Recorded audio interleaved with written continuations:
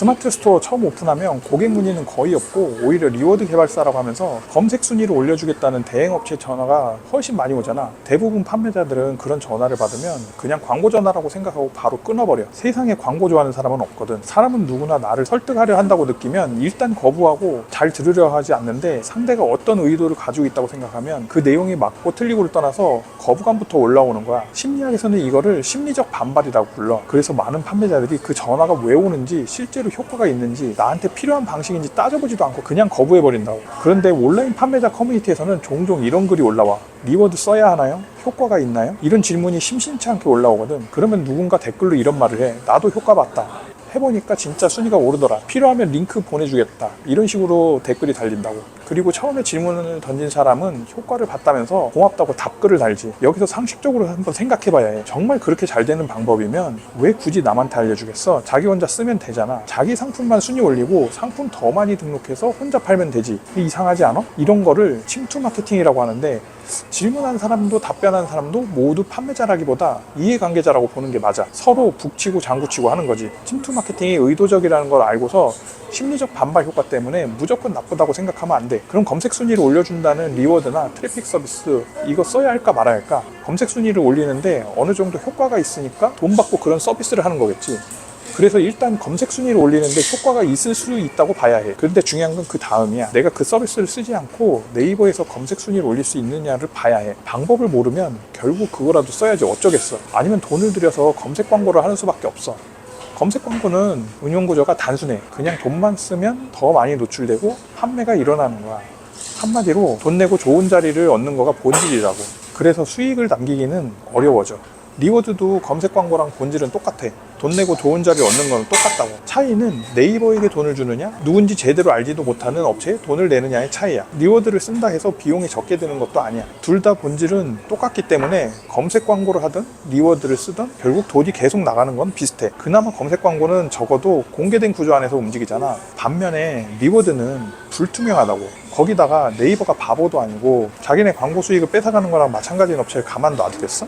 작은 리워드 업체가 아무리 프로그램을 잘 짜도 두세 명이서 하는 거라고. 반면 네이버는 그런 비정상적인 흐름을 잡아내고 차단하는 전문가들이 훨씬 많다고. 처음에 순위가 올랐다고 해서 계속 효과가 있다고 할 수 있을까? 리워드 업체에서 광고 메일이나 쪽지 오는 내용을 잘 봐봐. 매번 비슷하잖아. 자기네는 막힌 거 뚫었다. 이제는 잘 터진다고 하잖아.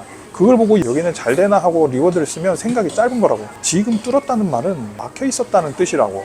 한마디로 오늘은 되던 방식이 언제든 막힐 수 있다는 뜻이야. 그럼 작업한 것이 막혀서 순위가 떨어지고 손실을 보면 대행사에 피해 보상을 요구할 수 있을까? 애초에 정상적인 서비스가 아니기 때문에 보상을 요구하기는 어려워. 전에는 서비스가 막히면 비용 환불도 잘해줬었는데 지금은 워낙 자주 막히니까 환불도 잘 안 해준다고. 결국 비용은 비용대로 들고 순위는 계속 불안정해지고 내 사업은 검증도 되지 않은 남이 만든 프로그램에 의존하게 되는 구조가 된다고.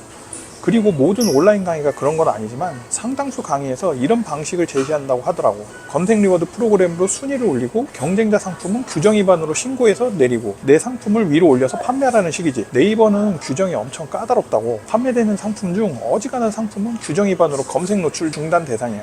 그러니까 리워드로 내 상품 순위를 올리고 경쟁자 상품은 규정 위반으로 신고해서 잘라내는 식의 강의가 잘 팔리는 거야. 그런데 그 방법이 장기적으로 유효할까? 절대 그렇지 않다고. 네이버 규정을 100% 다 이해하고 판매하는 사업자가 얼마나 될까? 심지어 규정은 계속해서 바뀐다고. 거기에 다른 판매자들도 가만히 있지는 않는다는 거야. 오늘은 내가 남을 신고했지만 어느 순간에는 나도 신고 대상이 될 수 있어. 똑같이 리워드 프로그램 돌리고 서로 신고하면 사업이 지속성이 있겠냐고.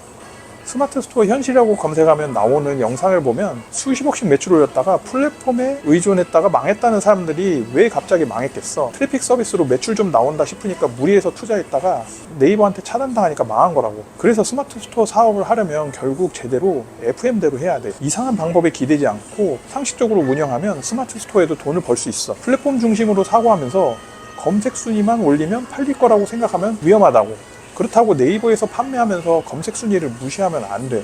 오히려 검색 순위는 중요해. 검색 순위를 무시할 거면 네이버를 할 이유가 없다고. 그래서 검색 알고리즘이 어떻게 작동하는지에 대한 이해와 학습이 반드시 필요해. 플랫폼의 규칙 안에서 내 상품이 어떻게 노출되고 어떤 흐름으로 판매되는지 알아야 해. 그 알고리즘을 바탕으로 전략을 세우고 상품명, 카테고리, 등록 정보, 상세 페이지, 리뷰, 가격, 광고, 외부 유입을 하나씩 맞춰가는 거야. 그래야 장기적으로 할 수 있어. 남한테 의존해서 내 사업을 끌고 가면 안 돼. 사업의 성패는 어느 부분까지 내가 통제할 수 있느냐에 달려 있어. 그래서 내가 전혀 통제할 수 없는 리워드 같은 것에 의지하면 안 된다고.